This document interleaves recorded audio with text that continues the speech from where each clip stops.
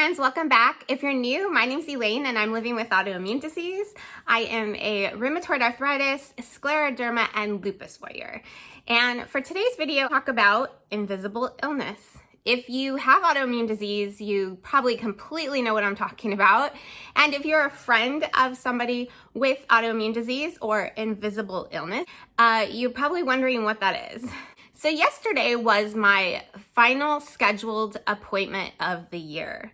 I say scheduled because with autoimmune disease, you never know when things pop up and there could be an appointment that arises before the end of the year. I'm hoping not. I have PPO insurance, and if you're not familiar with private insurance, we have a deductible that hits January 1st. So meeting with my rheumatologist yesterday, I of course encouraged him to run all the blood tests that he needed. So I headed to the lab to get my blood work done. And I am there pretty much monthly, every other month, because my illness is in my blood and we keep track of it that way. And I was met with a very nice phlebotomist. And as she pulled all the vials that needed to be collected, she made the comment, "Oh, you have a lot." And I said, "Oh, yes. I always have a lot at the end of the year. A couple times a year, we run a lot of blood tests. And I know I'm probably going to have a lot today." And she said yes. She was pulling and pulling and pulling and pulling. And 17 vials later, she looked at me and said, "You look healthy." I've encountered this before, and I understand that I don't look like I'm sick. That's what invisible illness is. I look like a healthy, able-bodied person with a cool swagger or a limp. But I know that I don't look sick. So I made the comment, "Oh, well, my illness is in my blood. You can see it a lot in my blood. I know that I don't look sick on the outside." She said, "Usually people that get this much blood drawn look very, very sick." Now, I am a patient at a teaching hospital, and I understand that a lot of patients that go to teaching hospitals are extremely ill and getting a lot of blood done so that they can investigate or figure out treatment plans for them. It's sometimes hard to be an autoimmune disease patient. We look like able-bodied people, but there's a whole truckload of problems that's happening inside of our bodies. It is hard to have the healthy world understand what's going on with us, but we sometimes encounter this in the medical world too. A phlebotomist is not schooled on rheumatology or gastrointestinal issues or anything that could be invisible, and I didn't expect for her to understand. But what she did not know is my appointment before meeting her went something like, "Your medication isn't working for you, and we need to switch your medications up."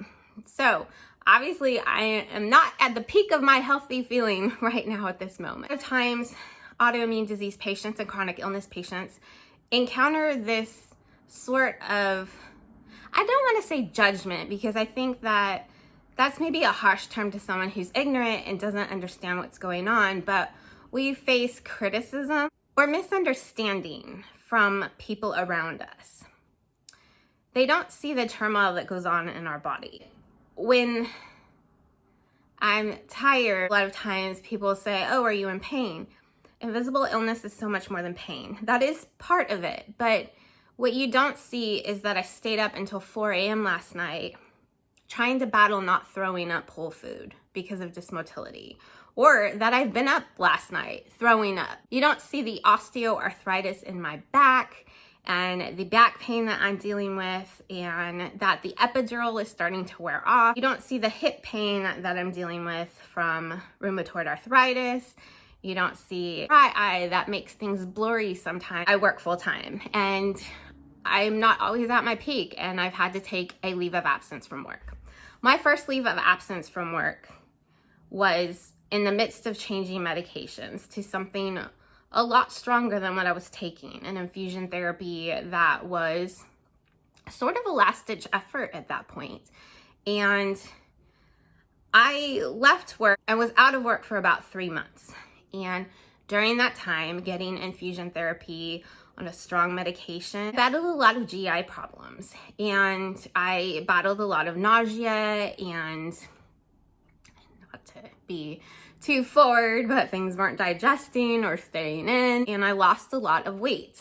And when I got back to work, I heard judgment from those who didn't really, or misunderstanding, I should say, from those who didn't understand what my battle was. I heard people say that I went to the fat farm. I was overweight, and I came back and wasn't overweight at all.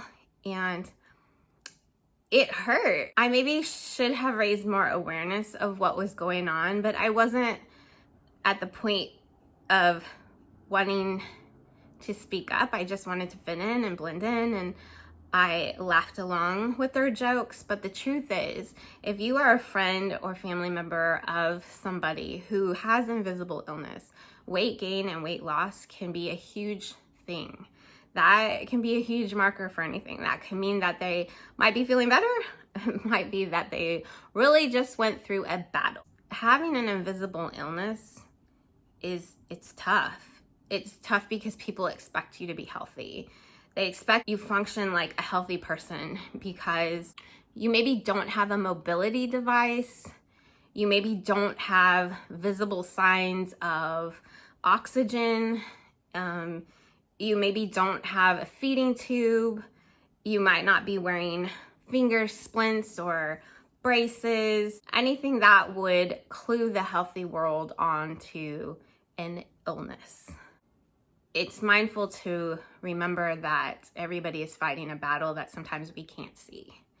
And if you are a warrior and you have encountered this kind of misunderstanding, leave me a comment down below. I know that sometimes even doctors that are outside of our specialty don't understand what we're dealing with, and we have to educate physicians that are not rheumatology or gastroenterology or hematology or whatever your invisible illness looks like. If you are a friend or family member, I think that you took a huge step to click on this video and kind of listen to my story. If you find yourself in these shoes of invisible illness or autoimmune disease, know you are not alone. A lot of what this channel for me is to raise awareness, that I could lend my voice to those out there who might feel the way that I felt on my first leave of absence from work, that